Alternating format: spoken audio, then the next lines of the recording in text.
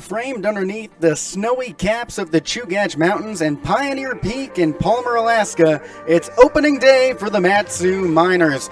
It's a day of firsts for the Mat-Su Miners.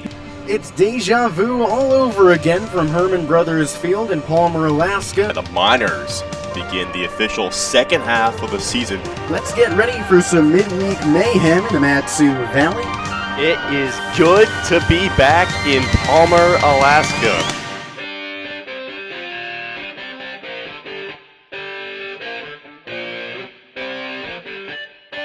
Can it get any better than that for Mat-Su? The rally outside of the valley makes it an 8-5 game.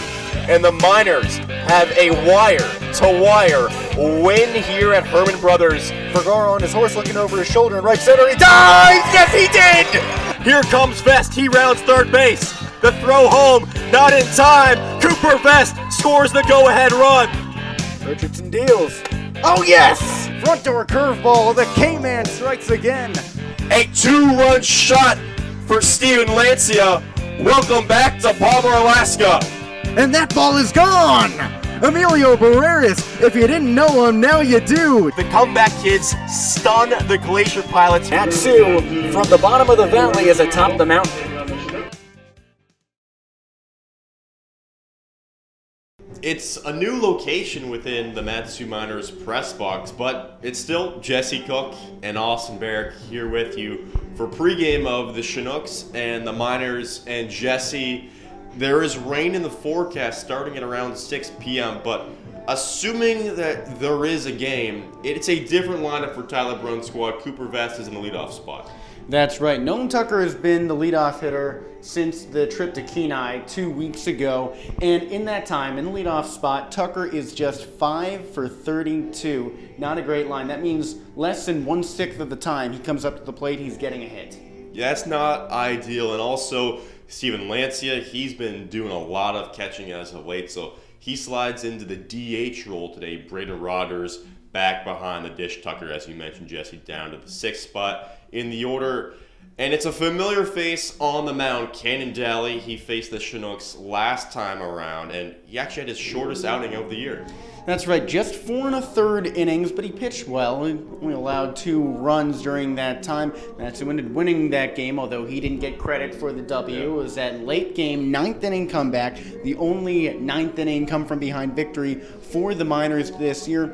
But Daly got a good look at the Chinooks lineup. He faced Austin Young, their leadoff hitter, 3 times and retired him every single time to the plate. Young is batting .279. He's 5th on the Chinooks roster in hitting, so Daly is well familiar with this team, not to mention he played them on opening day way back on June 5th, more than 6 weeks ago, and that turned out well with a Miners 4-2 win.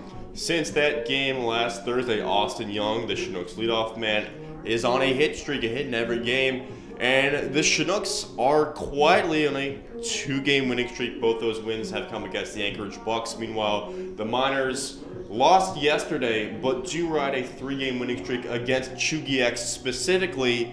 And should Mat-Su grab a win today against Chugach, the magic number goes down to 4. So it's safe to say this is a very important game.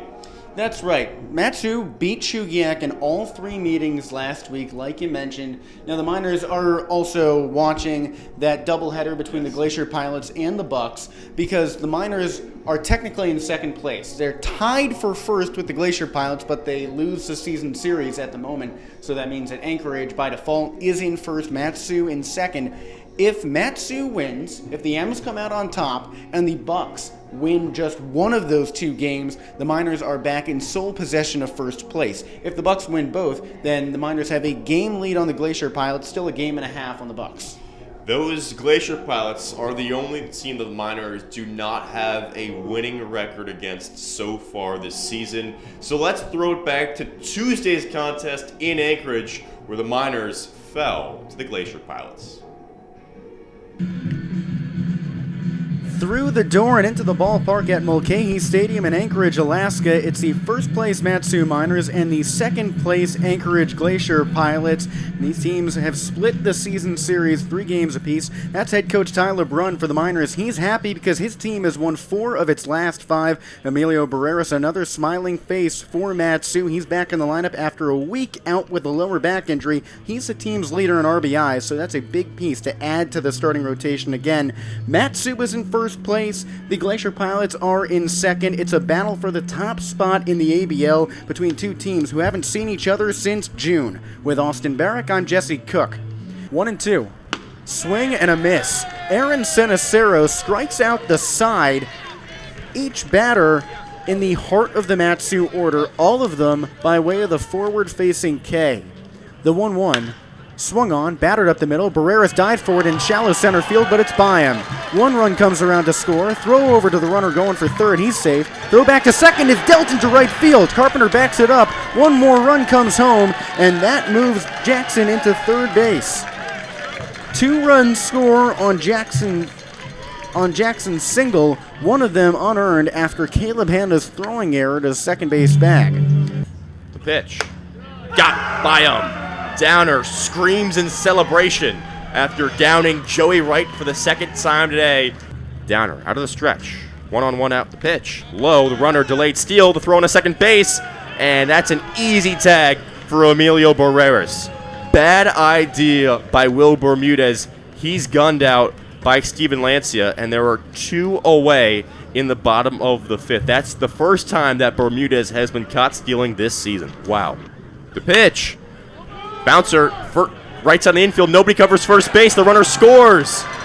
Vest throws home, and now the runner is in a pickle. Lancia does not make a tag. He's called out actually on the base path. Another hectic play.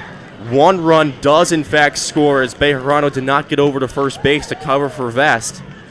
And after a wild sequence, no Wi-Fi, very weird decision on the base path, and from the pitchers and everybody involved really, after all of that mess in the last 5+ minutes, the Glacier Pilots lead it 3-0 entering the 7th inning. We'll be back. Last time these teams met, with first place up in the air, Mat-Su ahead and Anchorage behind, the Glacier Pilots ended up winning and overtaking the Miners for the top spot. The 1-0, Tomerlin swings and dribbles it to second base. Bermudez fields it and tosses on to first. That's the game. The Glacier Pilots win 3-0. Ty Atkins goes 4 scoreless, hitless innings to secure first place for the hometown crew. Mat-Su struggles with just 3 hits